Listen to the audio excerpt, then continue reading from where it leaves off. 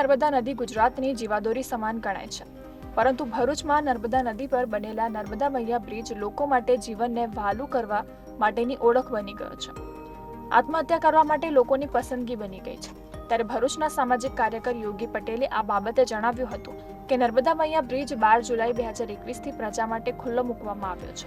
ત્યારથી જ સમયાંતરે આત્મહત્યા અને અકસ્માતના બનાવો વધ્યા છે. ત્યારે આ બાબતને ગંભીરતાથી લઈ બ્રિજને બંને તરફ જાળી લગાવવામાં આવે એવી માંગ કરવામાં આવી છે. તેઓએ જણાવ્યું હતું કે આ અંગે અગાઉ પણ કલેક્ટર અને માર્ગ અને મકાન વિભાગને આવેદનપત્ર પાઠવી જાળી લગાવવા માટે રજૂઆત કરવામાં આવી હતી, પરંતુ આ કામગીરી ન થતાં હજુ પણ આત્મહત્યાના બનાવો યથાવત છે. ત્યારે વહેલી તકે બ્રિજની બંને તરફ જાળી લગાવવાની માંગ કરવામાં આવી છે. ભરૂચ જિલ્લા સ્થિત નર્મદા નદી પર નર્મદા મૈયા બ્રિજ 12 જુલાઈ 2021ના રોજ પ્રજા માટે ખુલ્લો મૂકવામાં આવ્યો હતો. ત્યારથી જ આ બ્રિજ પર આત્મહત્યા તેમજ અનિચ્છનીય ઘટનાઓ ઘટિત થતી રહી છે. ભરૂચ જિલ્લાના જ નહીં પરંતુ આસપાસના જિલ્લાના લોકો પણ અહીં આત્મહત્યા માટે પ્રેરિત થતા હોય તેમ જણાઈ આવ્યું છે.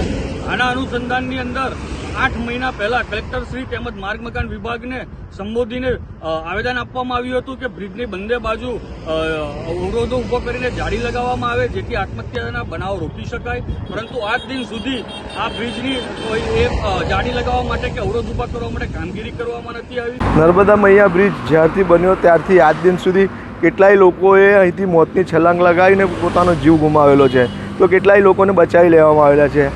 હાલ અઠવાડિયાની અંદર જ એક મહિલાએ 2 દિવસ પહેલાં એક મોતની છલાંગ લગાવેલી, તેનો મૃતદેહ આજે પણ નથી મળી રહ્યો. એના જ બીજા દિવસે એક યુવાને નવા છાપરાના તેણે મોતની છલાંગ લગાવેલી, તેને બચાવી તો લેવામાં આવ્યો પણ ટૂંકી સારવાર બાદ તેનું ભરૂચ સિવિલ હોસ્પિટલ ખાતે ગત તારીખના રોજ જ મૃત્યુ થયેલ છે. એટલે આવા કેટલાય લોકો છે જેણે આ નર્મદા મૈયા બ્રિજ પરથી મોતની છલાંગ લગાવેલી છે ને એણે જીવ ગુમાવેલો છે. કેટલા પરિવાર મા બાપ વગરના તો દીકરા વગરના થયેલા છે. દરેક મોટા શહેરોની અંદર નદીની ઉપર જે કોઈ પણ બ્રિજ બનાવવામાં આવે ત્યાં રેલિંગ તેમજ નેટ બાંધવામાં આવતી હોય છે, કારણ નેટનું મોટું એ કરવામાં આવતું હોય છે. પણ આ નર્મદા મૈયા બ્રિજ બન્યો ત્યારથી કેટલા લોકો એમનો જીવ ગુમાવેલો છે. કેટલી વાર રજૂઆત છતાં પણ આ નર્મદા મૈયા બ્રિજ પર નેટ તેમજ રેલિંગ કેમ નથી બાંધવામાં આવતી એ એક મોટો પ્રશ્ન છે. મારું સરકારશ્રીને અનુરોધ છે કે આ નર્મદા મૈયા બ્રિજ પર બંને છેડે જ્યાં પાણીનો ભાગ છે ત્યાં રેલિંગ કરવી જોઈએ, નેટ બાંધવી જોઈએ, જેથી કરીને આવા જીવ ગુમાવતા લોકોને આપણે બચાવી શકાય.